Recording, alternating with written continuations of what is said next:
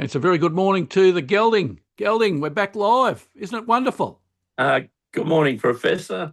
Good morning, listeners and streamers. Yeah, it's back live on a Saturday morning.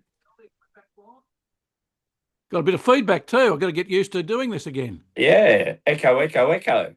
I know. I apologise for my voice, Professor. I've been a bit crook. Well, that's no good. Yeah. So, Gelding, tell me this. 8 races at Flemington today. Not back to 9. So we've had 10 for as long as I can remember, and now suddenly we're back to 8 races. What is the thought process behind that, if you can possibly tell me? I've got no idea, Professor. Again, you asked me this question without notice. Explain what race clubs do.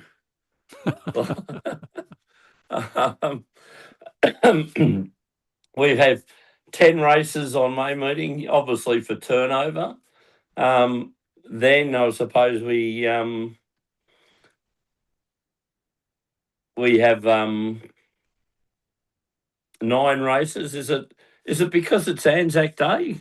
Was the only reason I could think of, Professor. Yeah. And we have a 1 o'clock start. Is it because that they can't, out of the respect for Anzac Day? And I think there's certain things, a lot of these things don't open or start until later in the day.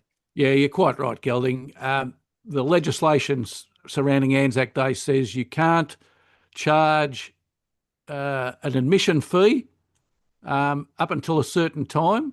And so that's why the races start at a time when they do. Back in the good old days of the VFL, I remember as a child going to the MCG and sitting, because then, of course, back in those days, the reserves always played before the seniors. It was one of the best days because it was Anzac Day. It was one of the worst days because as a child, you went and sat there and all you saw was empty ground. There was no game on, and you had to wait till 2:30 till the seniors started before there was a match. So it was a sort of a bittersweet thing. So yes, I still don't know why they couldn't squeeze a 9th race in though, Gelding. Well, I was just going to say, Professor, the last is at 5:05. I think I've seen plenty of races finish at 5:55, so they can go straight into the news on the broadcasters, haven't they?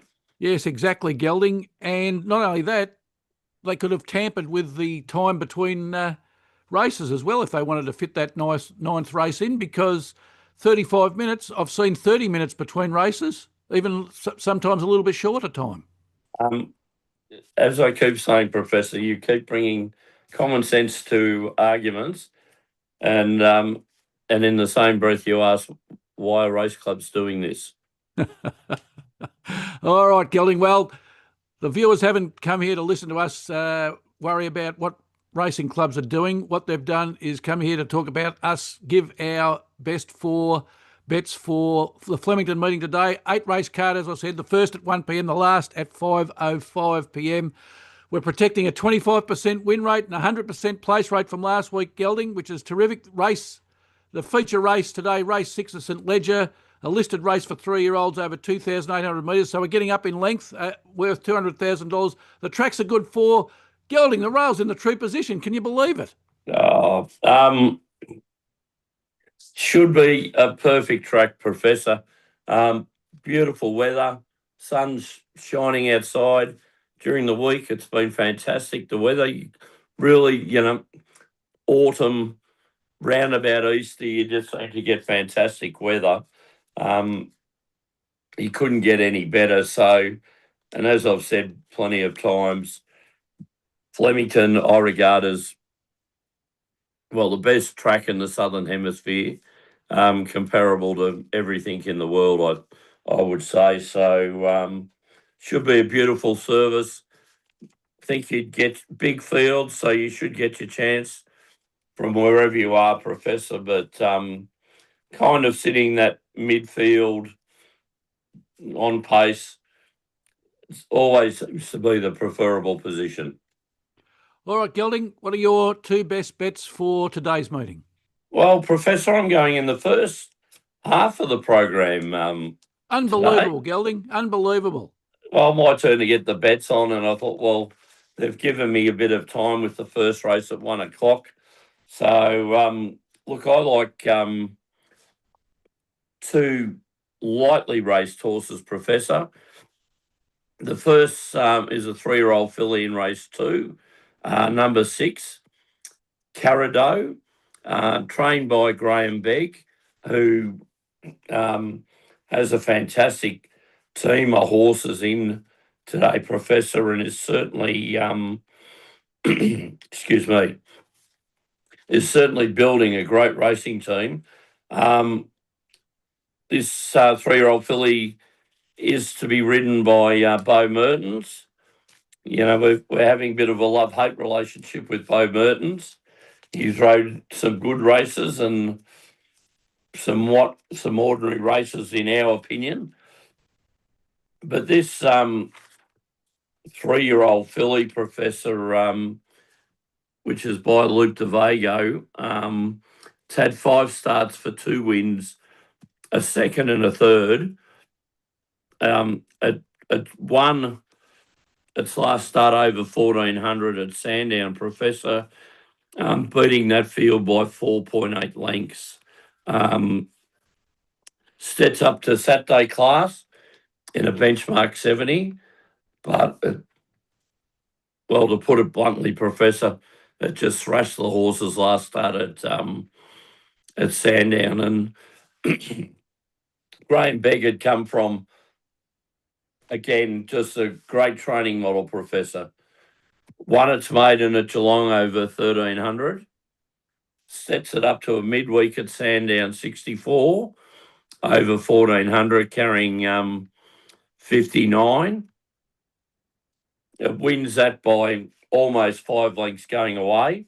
He now steps it up to a benchmark 70 on a Saturday.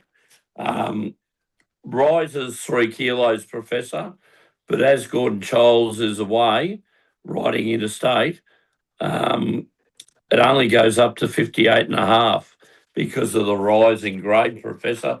I think this horse has got a great chance. So, race 2, number 6. And then, Professor, we're going race 4, horse number 2, Mukatalif. This is a horse that's been brought by my racehorse for the Caulfield Cup, Professor. And as we said off air, and as I said in my text last night, I believe this horse could be a real, genuine Caulfield Cup chance, Professor. And if it's a genuine Caulfield Cup horse, it'll want to be winning this race today at Flemington, a benchmark 74. It's a horse by Sea the Stars, a 4-year-old gelding. Kieran has it. It won its first start in Australia at Caulfield, won by 2 lengths in a benchmark 74 over 1800, carrying 59 kilos. It goes up 3 kilos. Kiramar's kept it in a benchmark 74 over 1800. So the same class of race. It's gone up 3 kilos. But he's put Lachlan Bates on, claiming 1.5. So the weight rise is only 1.5, Professor. Look, I think this horse, let's get on board early, Professor. I've had a little bit at the 34s for the Caulfield Cup already. So, look, it's an early chip, but look, I'm expecting it to win quite well today. So my 2, Professor, race 2, number 6, into race 4, number 2. And you like? Yeah, Gelding, I'm going a little bit later than your first selection. In fact, I'm sort of squeezed in between in race 3, the Anzac Day Stakes. It seemed like a good one to have a pick in on a day like today. A listed race for 2-year-olds over 1,400 metres. I like in this one, horse number 2, Serafox. coming out of barrier 7. It's only had the 2 starts for 1 win, so 50% win rate and place rate. The first race, though, Gelding, that it started in was a Group 2, the Todman at Randwick. So I respect Kieran Maher. It ran 7th, but was only beaten by 4 lengths. So respecting the trainer and his ability to assess a horse and its ability, Yep. it's only up 1.5 kilos after running in a Group 2, Gelding. So I like that. Everything about this horse seems to say that it's got a good chance today. And at 3.60 and $1.45, I think it might start a little bit longer than that. Might start 5s, Gelding. I like a Professor, and can I say after that Group 2, he took it to a midweek maiden at Warwick Farm, and no less a jockey than J-Mac hopped on board it. So, it must have been showing people something. I think so, Gelding. Anyway, we've got Declan Bates on board today. He's in career form, 10% for the season so far. And, of course, Kieran Maher, the trainer. Gelding, 65 winners in the metro area, 18 ahead of the Hayes brothers. But prize money. The Hayeses have won 8 million. Kieran Maher's won 16 million. So double the prize, 100% more in prize money. So justifiably sitting on top of the Metro Trainers ladder, Gelding. Oh, certainly is a very good operation, Professor. The second selection, Gelding, today is in race 8, the William Newton VC Handicap. Benchmark 78 for horses 3-year-old and above, over 1,400 metres. I like in this one horse number 12, Medea, coming out of barrier 11. Had the 7 starts for 3 wins and 2 placings, so 43% win rate, 71% place rate. It's one at the distance and it's one at the grade, Gelding. So coming back after a spell with Luke Curry in the saddle, he rides the horse in track work. So I'd expect to see a forward showing from him. Curry's in career form this season, Gelding. His win rate's 11%, but over this season, 15%. So up 4%. It's not bad. 19 winners this season, 66 winners all tracks, and the Hayes brothers, as I said, 8 million in stake money won this season, and 18 behind Kieran Maher on the Metro Trainers Premiership with 47 wins. Yep, I like it, Professor. I like it. So my 2 for today's meeting, Gelding, race 3, horse 2, Serafox, race 8, horse 12, Medea. Now, the successful Professor's Parlay, the place Parlay, Gelding, last week, Campion d'Italia, second. Yes, bit stiff there, Professor, but look, as we said, last week's tips, 100% place rate.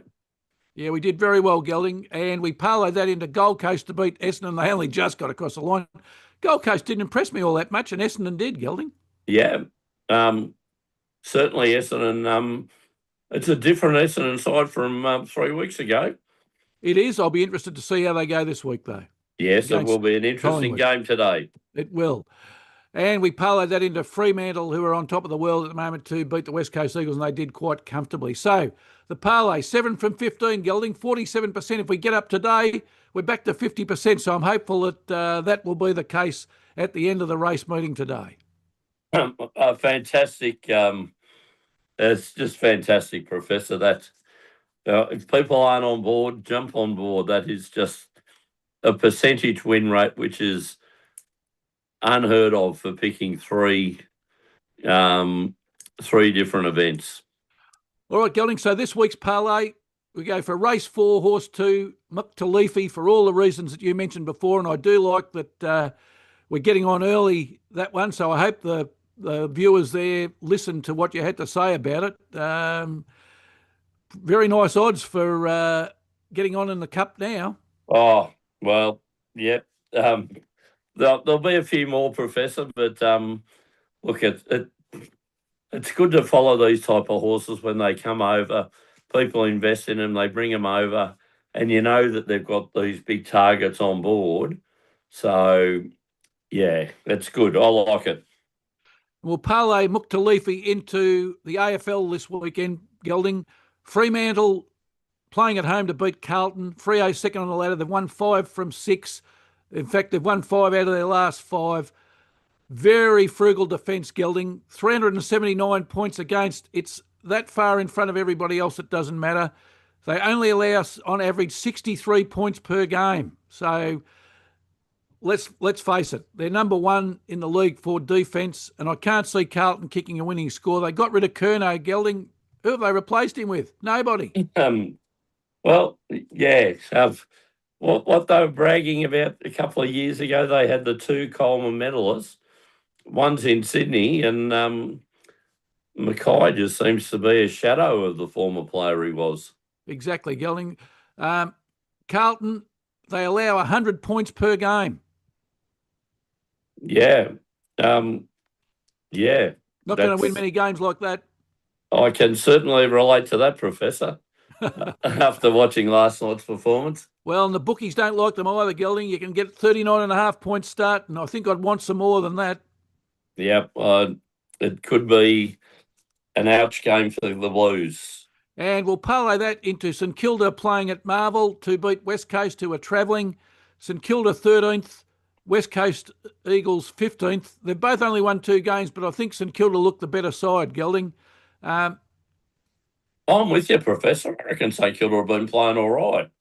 Like, you look at their draw, who they've been playing, and like last week to go down to Adelaide by a point in Adelaide, it was a pretty good effort, I would have thought.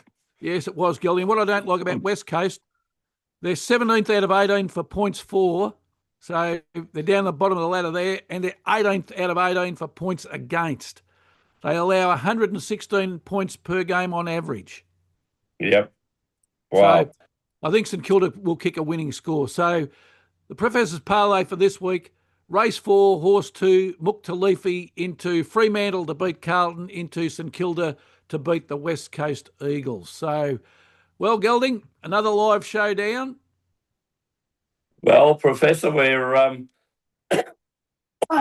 excuse me. We're done and dusted again, but hopefully we've got a couple of winners. Hopefully we have, Gelding. So until next week and the winning forecast, it's good luck. And good punting.